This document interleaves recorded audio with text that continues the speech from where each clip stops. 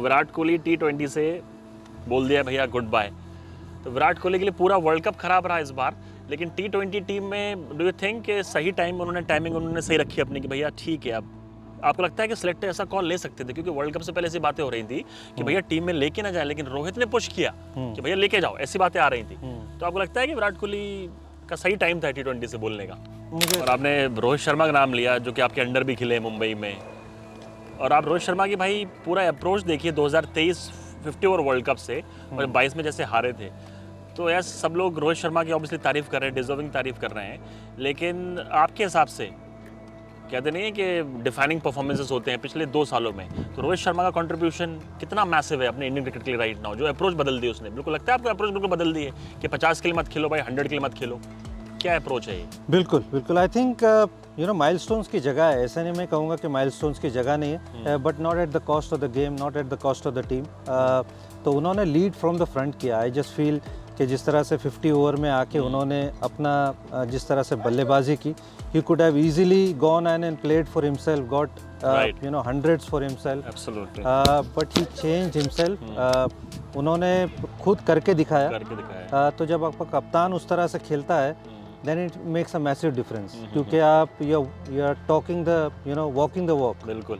You are not just doing it by just saying. सही बात है। तो मुझे ऐसा लगता है कि रोहित शर्मा का बहुत बड़ा हाथ था, क्योंकि ही अंडरस्टूड के थोड़ा सा यहाँ पे हमको चेंज लाने की ज़रूरत है, हमारे अप्रोच को चेंज करने की ज़रूरत है। वो टिमिड और थोड़ा defensive cricket, specially white ball cricket में मुझे ऐसा लगता है कि अब वो जगह नहीं है। नहीं अंडरस्टूड। वो जो सेमीफाइनल हम आ रहे थे इंग्लैंड के साथ में लास्ट T20 वर्ल्ड कप में, बुरी तरह वो मुझे ऐसा लगा कि ही अंडरस्टूड के we need to change and he himself changed himself he himself. और 35-36 साल की उम्र में आके अपने अप्रोच को चेंज करना और वो लीड फ्रॉम द फ्रंट करना, ये बहुत मुश्किल है। So hats off to Rohit Sharma. बिल्कुल। अब रोहित शर्मा इस वर्ल्ड कप का रिटायर भी हो गए, तो जब आप उनको देखेंगे जो वाइट बॉल से अल्टीमेटली कितना करियर रहा होगा, शायद एक वर्ल्ड कप शायद ना खेल पाए अगला वर्ल्ड कप, लेकिन अगर आप इनको रोहित शर्मा को रेट करना हो all time white ball Indian team की अगर हम बात करें, तो कहाँ पर आएंगे? इनके नाम आएगा टॉप 3 में आ जाएगा जो वाइट बॉल प्लेयर रहे हैं अभी तक हिंदुस्तान के, अभी तक हिस्ट्री में?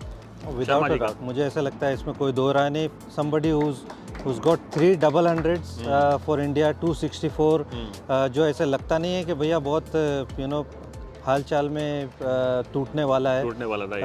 और जिस तरह से उन्होंने खेला है वनडे क्रिकेट हो, T20 क्रिकेट हो, इस वर्ल्ड कप में भी जो कमाल की पारियां खेली ऑस्ट्रेलिया के सामने, इंग्लैंड के सामने, तो without a doubt he is among the top 3, इसमें कोई दो राय नहीं है। टॉप 3। अब नंबर 1 की बात कर लेते हैं भाई से। नंबर 1 पे किससे रहो? विराट कोहली T20 से बोल दिया भैया गुड बाय। तो विराट कोहली के लिए पूरा वर्ल्ड कप खराब रहा इस बार, लेकिन T20 टीम में डू यू थिंक कि सही टाइमिंग उन्होंने सही रखी अपनी कि भैया ठीक है। अब आपको लगता है कि सिलेक्टर ऐसा कॉल ले सकते थे, क्योंकि वर्ल्ड कप से पहले ऐसी बातें हो रही थी कि भैया टीम में लेके ना जाए, लेकिन रोहित ने पुश किया कि भैया लेके जाओ, ऐसी बातें आ रही थी। तो आपको लगता है कि विराट कोहली का सही टाइम था T20 से बोलने का? मुझे ऐसा लगता है कि he chose the right moment, क्योंकि फाइनल में रन भी बनाया, मैन ऑफ द मैच थे, इंडिया ने वर्ल्ड कप जीता, नथिंग बेटर देन दैट मुझे ऐसा लगता है। हाँ, और जब आप इतने साल खेलते हो, इतने रन बनाने के बाद when somebody questions you, then I think it's time to get away from that place. और इवन IPL में भी बातें चल रही थी कि whether he will get that 140 plus strike rate, which he showed he can. उसके अलावा 750 से ऊपर रन बनाए। तो इवन दो RCB स्टार्ट के जो फर्स्ट हाफ था इतनी सक्सेसफुल नहीं खेल रही थी, but he himself was playing well. तो वो एक ड्राइविंग फोर्स थी उस टीम की। Then obviously later on they got the combination right, the other players started performing, but he was the one who was performing from the get go. तो मुझे ऐसा लगता है कि he got the timing absolutely right. Timing बिल्कुल absolutely right है। तो हम लोग वर्ल्ड कप के बारे में डिस्कस कर रहे हैं भाई, तो वर्ल्ड कप का जिक्र हो, मैन ऑफ द टूर्नामेंट की बात ना हो, और जैसी बॉलिंग कर जसप्रीत बुमराह ने, आपने भी बहुत लेजेंडरी बॉलर्स को खेला है और आपने अपने इंडियन टाइम में वर्ल्ड के बॉलर्स को देखा है, इंडियन बॉलर्स को देखा है, तो इंडियन क्या ये बोल सकते हैं सेफली कि best bowler ever India has ever produced skill wise? और मुझे ऐसा लगता है कि ऑब्वियसली अगर नंबर्स की तरफ जाओगे तो बहुत मुश्किल है, क्योंकि Kapil Dev has got 434 wickets, 519 Kumble के हैं। हाँ, आई मीन सिर्फ फास्ट बॉलर की बात करेंगे तो 434 विकेट्स। अगर नंबर्स की बात करें तो Kapil Dev is right ahead. और ऑब्वियसली जसप्रीत बुमराह वहाँ तक पहुँचे नहीं है, बट सिर्फ क्वालिटी की अगर बात करें कि जो लास्ट साल 2 साल या 3 साल से जो उन्होंने इंडिया में और इंडिया के बाहर जो परफॉर्मेंस किया है, he's got 5 wickets everywhere. India ने ऑस्ट्रेलिया में जाके सीरीज जीती है, he's played a significant hand there. India ने इंग्लैंड को इंग्लैंड में हराया है, where he is got wickets also there. तो प्योरली अगर मैं कहूँ कि बॉलिंग स्किल की अगर हम बात करें, कंडीशंस की बात करें, सरफेसेस की बात करें, he is head and shoulders above anybody who is next to him. There is a long list, क्योंकि मिचेल स्टार्क भी है, पैट कमिंस भी है, और भी बहुत सारे बॉलर है। बट मुझे ऐसा लगता है कि Jasprit Bumrah in all 3 formats, in all 3 all conditions, he is right above anybody else. Bumrah का परफॉर्मेंस वर्ल्ड कप में वर्ल्ड क्लास था। और आपका कोई ऐसा फेवरेट स्पेल इस वर्ल्ड कप का जो याद हो कि भैया क्या बॉलिंग करी? बुमराह का कोई स्पेल अगर स्टैंड आउट आपको लगा हो कि भाई इतने सारे स्पेल डाले हैं, कुछ ऐसा है स्पेशल मोमेंट? बहुत सारे, to be honest. He is bowled absolutely brilliantly in the IPL, जहाँ पे रन्स 250, इवन 280 भी हमने देखा रन बने हैं। मुंबई इंडियंस ने खुद इतना अच्छा परफॉर्मेंस नहीं किया। Mumbai Indians didn't qualify for the playoffs, but उसमें भी आप देखो तो Jasprit Bumrah hasn't considered more than 6.5-7 के ऊपर उन्होंने रन नहीं दिया, तो he was way above anybody next. तो मुझे ऐसा लगता है कि there are lot of spells that he bowled in the IPL, in the world cup, but मुझे ऐसा लगता है कि जो फाइनल में आके जो उन्होंने वो 16th and 18th ओवर डाला, मुझे ऐसा लगता है that was a very decisive moment. उनका भी, हार्दिक पांड्या का भी ऑब्वियसली, दैट वो क्लासन का विकेट लेना, but those 2 overs made a lot of difference, very only gave 2 and 4 runs, बिल्कुल, इफ आई एम राइट। तो वो 2 ओवर में आकर विकेट भी लिए और आके, हाँ, उसमें मार्को यानसन को उन्होंने आउट किया। Absolutely brilliant. तो ये जो आप टीम में जो चेंजेस हो गए, 3 लोग आपके बड़े चले गए, जडेजा भी रिटायर हो गया, तो यू सी रोहित को आइडली, विराट को आइडली, और फिर जडेजा के लिए अगर 3 रिप्लेसमेंट आपको ढूंढो, इमीडिएटली कौन आता है स्क्वाड में कमिंग टाइम में? किसको देखोगे आपके लंबा खेलेंगे T20?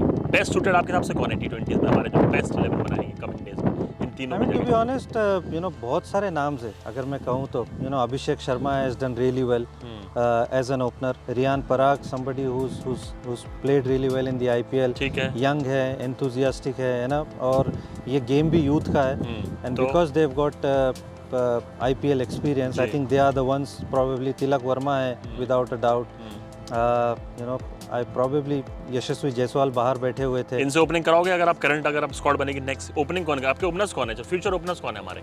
आप अपना पिक करिए 2।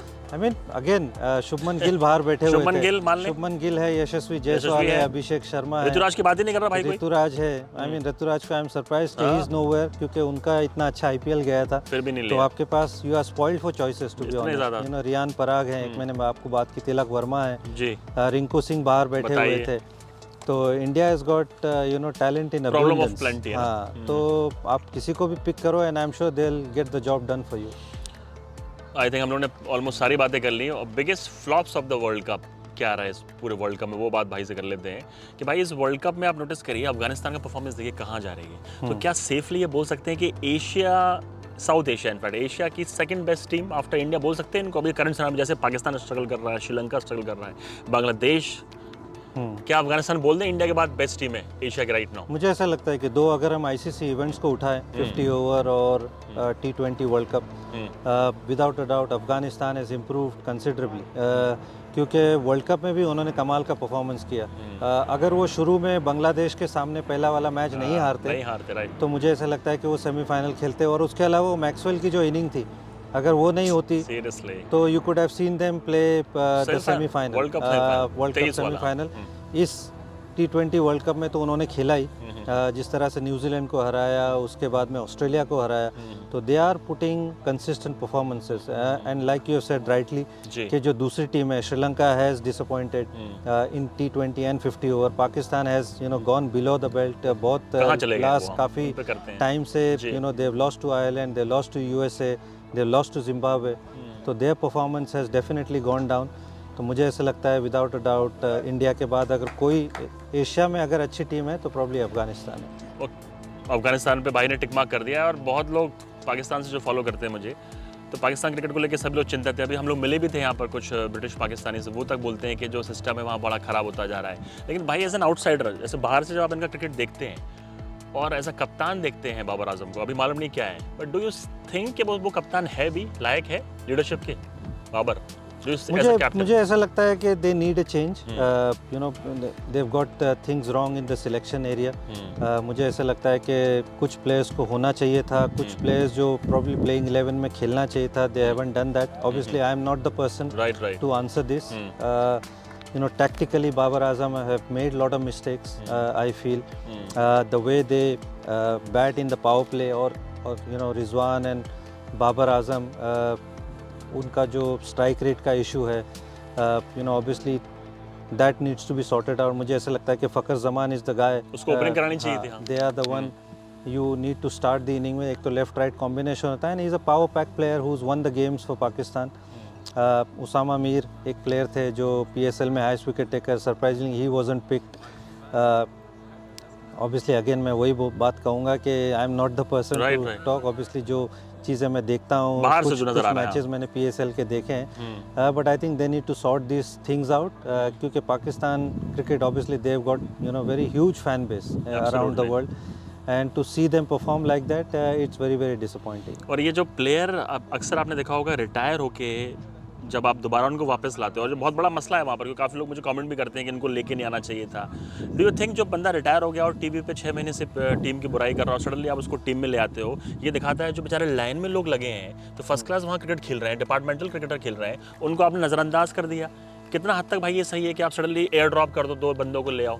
क्या लॉजिक हो सकता है इसमें? कि टैलेंट की कमी है, टैलेंट ही नहीं है, या फिर कुछ और ही रीज़न? मुझे फर्स्ट ऑफ ऑल पहली बात तो ऐसा लगता नहीं कि एशिया में कोई टैलेंट की एज सच कमी है, especially India, Pakistan, even Bangladesh for that matter, Afghanistan भी, you know we have seen lot of talented players, but Pakistan especially we know कि they are very very talented side.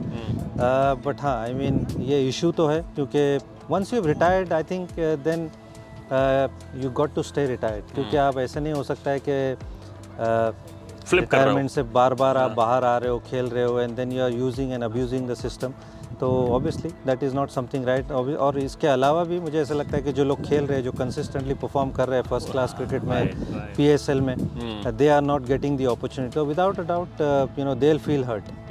और क्योंकि आपने बांग्लादेश के साथ काम किया है, जाते जाते विल टॉक अबाउट बांग्लादेश वाले भी बहुत बड़े अंडर अचीवर, 2000 में इनको वो मिला था कि क्रिकेट स्टार्टर उनका हुआ था। अफगानिस्तान जो 7-8 साल बाद आई इंटरनेशनल क्रिकेट में, वो कहाँ पहुँच गई है और ये कहाँ पर है? इनके सिस्टम में आपने काम किया है अंडर 19 बच्चों के साथ, क्या वर्ल्ड कप भी जीते? By the way world cup जीते हैं आप, under 19 world cup with Bangladesh. तो भाई इनके सिस्टम में क्या समस्या है? जब अंडर 19 चैंपियन बन रही है तो इवेंचुअली इनकी सीनियर टीम आगे क्या करती है? खो से क्यों जाते हैं? प्रेशर में कहाँ से आ जाते हैं इनके साथ? बांग्लादेश क्या प्रॉब्लम है?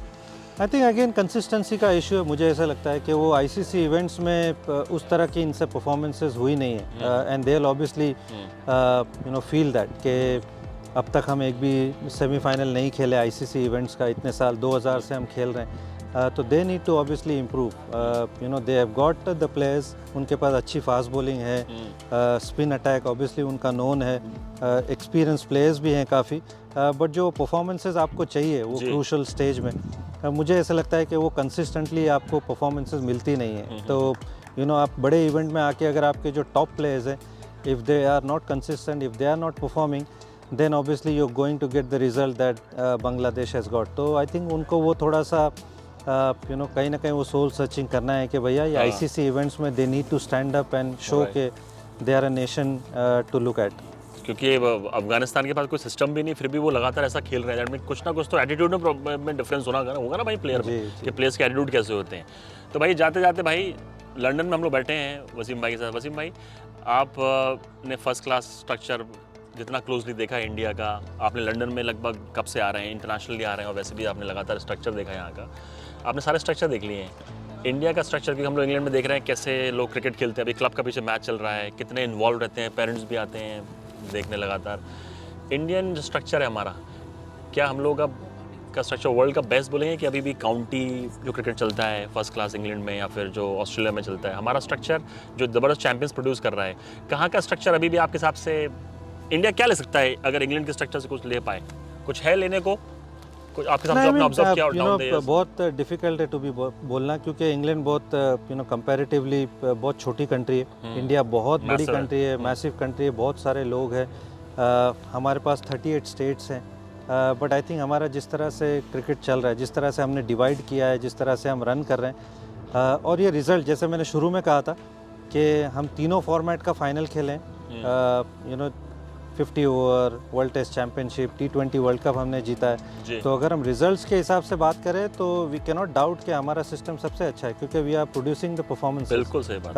और हमारी ऑलमोस्ट जो प्लेयर्स की जो बेंच स्ट्रेंथ है वो ऐसा लगता है कि हम ऑलमोस्ट 2 से 3 टीमें खड़ी कर दें, 2 से 3 टीमें आराम से हम खड़ी कर सकते हैं। तो जब इतनी सारी चीज़ें पॉजिटिव में हो तो हम अपने सिस्टम को डाउट कर ही नहीं सकते, इसमें कोई दो राय नहीं। हमारा मौसम अलग है, यहाँ का मौसम अलग है, हमको बहुत ज़्यादा ट्रैवल करना पड़ता है, वन गेम टू अनदर। हमारे पास विकेटों की जिस तरह से रेड सॉइल, ब्लैक सॉइल, तो बहुत सारी चीज़ें हैं, but I think the way our system is working, without a doubt we are going in the right direction. We are going in the right direction. Best system भाई ने बोल दिया है। तो भाई लंदन में ऐसा वेदर है, चाय या कॉफ़ी मिस कर रहे हैं इंडियन चाय? बताइए। नहीं, हम जहाँ पर हैं अभी फ़िलहाल वहाँ पर हम कुछ नहीं मिस कर रहे। कुछ मिस नहीं कर। थैंक यू सो मच भाई, thank you so much. Thank you. और होपफुली आपने एंजॉय किया हो। Bye bye.